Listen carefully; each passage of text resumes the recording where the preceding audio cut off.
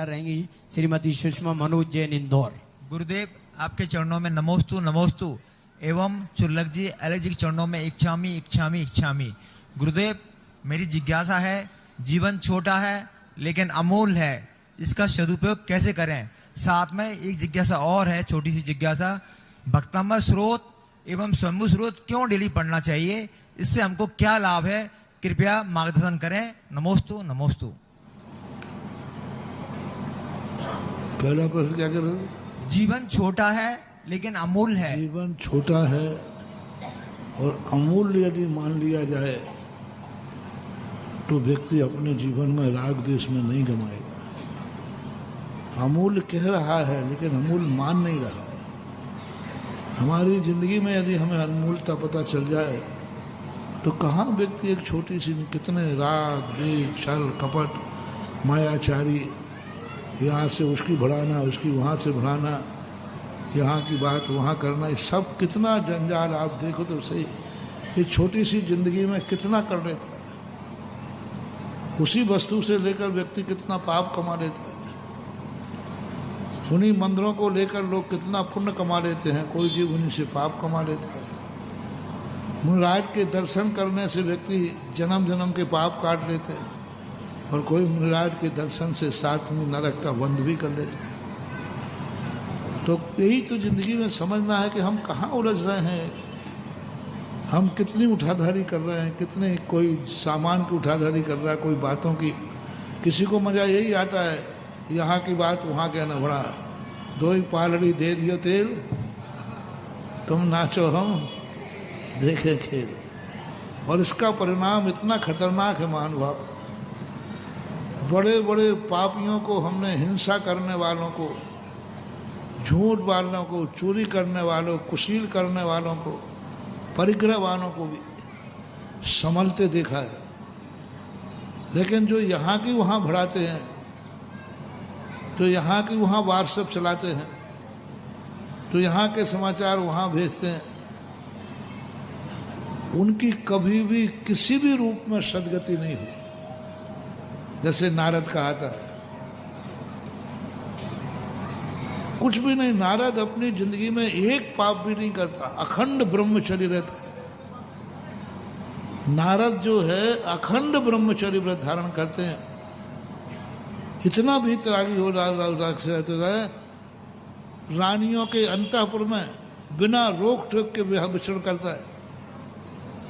रानियों के अंतःपुर में घर का सदस्य भी नहीं जा सके, लेकिन नारद बिना रोक टोक के किसी भी रानी के अंतःपुर में चला जाता है। किसी को कोई ऐतराज नहीं, क्योंकि उसके मन में कभी विकार भाव आता ही नहीं। इतना अखंड ब्रह्मचर्य होता। परिग्रह नाम की चीज नहीं होती, कोई धन नहीं, कोई दौलत नहीं, कोई परिग्रह नहीं, कुछ नहीं करता। हिंसा कभी करता नहीं, किसी के प्राण लेता नहीं, युद्ध कभी लड़ता नहीं, चींटी को भी मारता नहीं, मात्र एक चुगलखोरी करता है। इसकी बात उड़बड़ा दी, उसकी बात उड़बड़ा दी, उतने मात्र से उसे अधोगति प्राप्त होती है। मात्र कोई कारण नहीं। पूरे नारद का मैंने चरित्र पढ़ा, उसने कहीं 5 पापों में कोई पाप करते हुए नहीं पाया गया। मात्र जो बढ़ाने का काम है, इसका अर्थ ये है, परिफल रहना चाहिए। उस समय अपन को निधत्त निकाचित कर्म ऐसे बन जाते हैं, फिर वे काटे नहीं करते, फिर हम मूल। तो सबसे बड़ी चीज़ है, हमें अपनी ज़िंदगी का मूल्यांकन करते समय यही ढूंढना है, हमने अपनी कसायों को कितना जीता है, हमने अपने परिणामों को कितना संभाला है। तो ये भाव हमारे मन में आ जाए, बहुत बड़ी बात है। और सदुपयोग करने के लिए तो हम ये सारे उपक्रम आप लोगों को बताते हैं। सठ कर्म करना, ये भक्तांबर चालू किया है। काय के लिए किया? इसीलिए किया कि बैठे ठाड़े ठलुआ ना बैठो, और फ्री टाइम में यहाँ कर यहाँ भक्तांबर पाठ पढ़ो।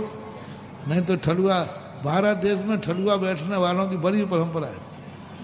हर गांव घर के बाहर पहले एक चबूतरिया बनती थी, चबूतरिया वो बनती यही थी, खा के आए और बैठे डकारते रहे और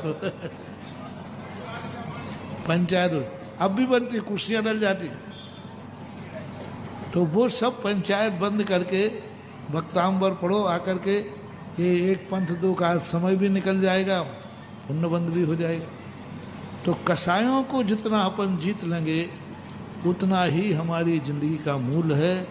यही सबसे बड़ा, जिंदगी बहुत थोड़ी है, बहुत थोड़ी है। अभी लग रही है अपने, जब बड़ी है, जब मौत का अंतिम दिन आता है तो एक एक दिन की भीख मांगता है कि एक दिन और जिंदा रह जाए। ऐसा करना चाहिए। जिज्ञासा रख रही हैं। मेरा एक सवाल है, समाज भक्तांबर और स्वयंभू स्त्रोत का, ये दोनों के लिए नित्य पढ़ने का अर्थ यही है कि हमें नित्य भगवान की स्तुति उस माध्यम से मिलती रहे। सभी स्त्रोत नित्य पढ़ना चाहिए। अब कोई भक्तांबर पढ़ लेता है, कोई स्वयंभू स्त्रोत पढ़ लेता है। साधुओं में स्वयंभू स्त्रोत की परंपरा है, गृहस्थों में भक्तांबर की परंपरा है। क्योंकि गृहस्थों के जो संकट आते हैं वो सुनवाई भक्तांबर पाठ में है, और हम साधुओं का जीवन कैसा होना चाहिए वो स्वयंभू स्त्रोत में है। क्योंकि भक्तांबर में जितने तुम्हारे गृहस्थी में संकट आते सबके नाम लिए, राजाओं के युद्ध हैं, सांप है, बिच्छू है, जो भी आते हैं वो सब भक्तांबर में है।